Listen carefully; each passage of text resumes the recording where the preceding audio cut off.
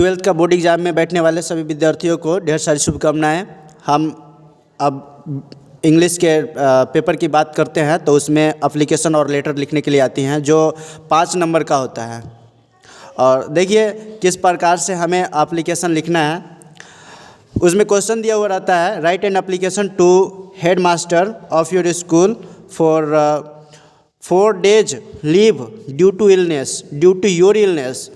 तो इसका मतलब हुआ कि हेड मास्टर के पास एक एप्लीकेशन लिखना है जिसमें 4 दिन की छुट्टी है तो, और वो छुट्टी चाहिए आपकी बीमारी के लिए, मतलब बीमार पड़ गए हैं आप, इसके लिए छुट्टी मांगना है। तो इस चीज़ के लिए एप्लीकेशन लिखना है हेड मास्टर के पास। देखिए एप्लीकेशन सभी लोग लिख लेते हैं, फिर भी उन्हें कुछ बातों का ध्यान रखना अति आवश्यक होता है।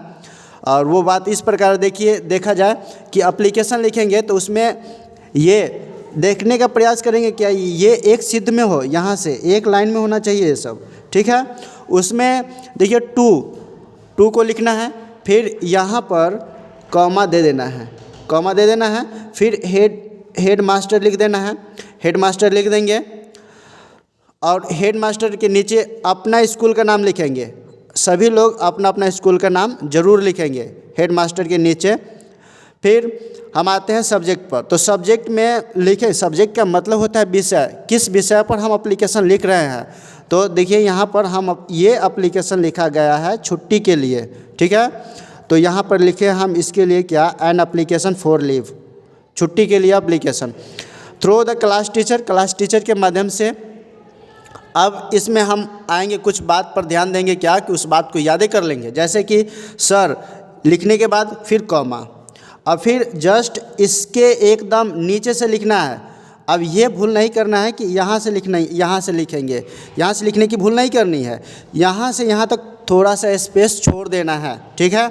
अब देखिए most respectfully I beg to state या से डैट।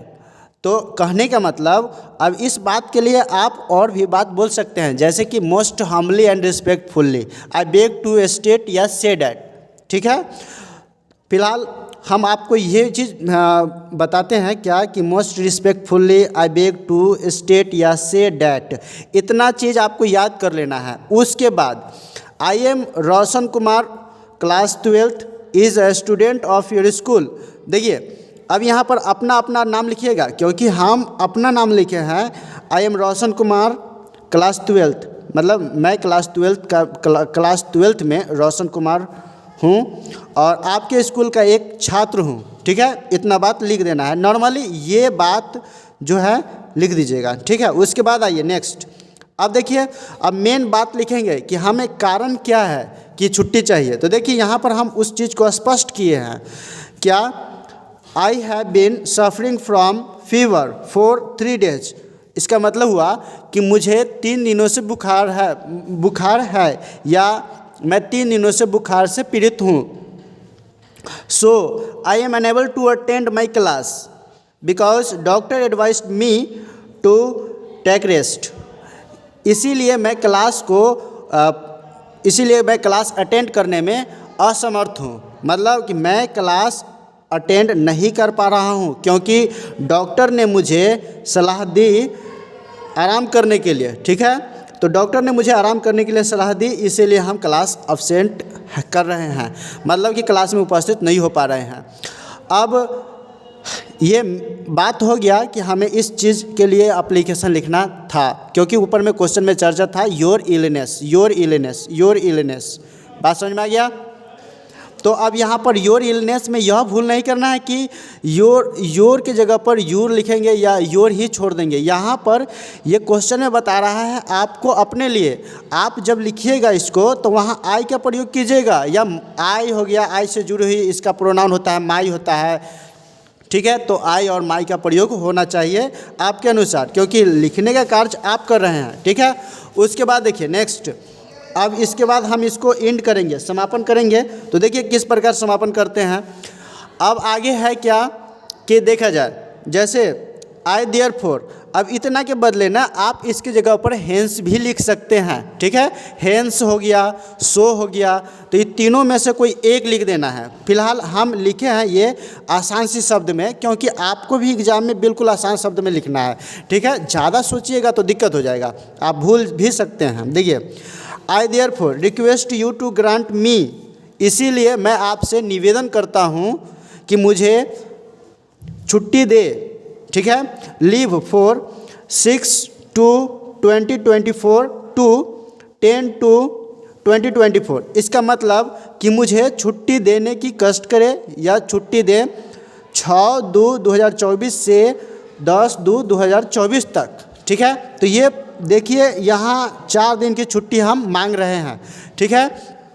अब लिखेंगे, इस बात के लिए मैं आपका कृतज्ञ हूँ, इस बात के लिए, आपके इस कार्य के लिए मैं आपका आभारी हूँ या मैं आपका सदैव आभारी रहूँगा। तो इस चीज़ के लिए ना हम यहाँ पर छोटी सी बात लिखे हैं, एगो सेंटेंस। देखिए वो सेंटेंस क्या, आई will be most obliged for this act या दिस एक्शन, ठीक है। अब इसके लिए आप और दूसरी चीज़ लिख सकते हैं, क्या लिख सकते हैं, देखिए I will be very grateful या I will be very thankful. तो यहाँ पर आप इसके जगह पर ग्रेटफुल भी लिख सकते हैं, थैंकफुल भी लिख सकते हैं, समझ में गया बात। तो ये तमाम बात लिख सकते हैं जो जिससे आभार व्यक्त होता है। लास्ट में देखिए इसकी हम समापन करेंगे, your obedient people, your obediently ये लिखेंगे या योर ओबीडियंट स्टूडेंट लिखेंगे, तीनों में से कोई लिख सकते हैं। अगर योर ओबीडियंट लिखते हैं तो उसमें ly जोड़ देंगे, यहाँ पर योर ओबीडियंटली लिख देंगे, ठीक है। नहीं तो योर ओबीडियंट पुपिल हुआ, पुपिल का मतलब होता है शिष्य, छात्र, ठीक है। यहाँ पर हम स्टूडेंट भी लिख सकते हैं, कोई दिक्कत नहीं है। देखिए उसके बाद फिर नीचे आ जाते हैं, नाम लिखते हैं, ठीक है। नाम लिखेंगे, जो नाम आपका है लिख दीजिएगा। उसके बाद यहाँ पर क्लास लिखेंगे, 12th क्लास हमने लिख दिया है। फिर रोल नंबर लिख दिया है, 12th क्लास हो गया, रोल नंबर हो गया, नाम हो गया। अब आगे देखिए, इसके बाद आप डेट भी लिखिए कि आप किस डेट को इसको दे रहे हैं। तो देखिए यहाँ ध्यान देना है क्या कि हमने छुट्टी कब से कब मांगी है, 6 तारीख से छुट्टी मांगी है 10 तारीख तक, और हम इस लेटर को कब सबमिट कर रहे हैं, 5 तारीख को सबमिट कर रहे हैं, मतलब 1 दिन पहले। समझ में आ गया बात। तो आप इस बात, ये तमाम छोटी छोटी बात है, इसको ध्यान दीजिएगा। तो ये हमने अभी चर्चा किया है एप्लीकेशन के बारे में। और देखिए, और एप्लीकेशन के अलावा और भी क्वेश्चन आता है, जैसे कि या और करके दे देगा और में, ठीक है। एप्लीकेशन लिखिए या लेटर लिखिए, तो लेटर में भी नॉर्मल रहता है, write a letter to your father describing him hostel of your school. इसका मतलब हुआ क्या कि आप अपने पापा के पास एक पत्र लिखिए, लेटर लिखिए, जिसमें आपको यह बताना है कि हॉस्टल कैसा है जो आपके स्कूल में है, ठीक है। तो हम ये दोनों में से, ये 2 दिया हुआ रहा था, दोनों में से कोई एक लिख देंगे, जिसमें से हम आपको एप्लीकेशन बता दिए। जी बिल्कुल, धन्यवाद।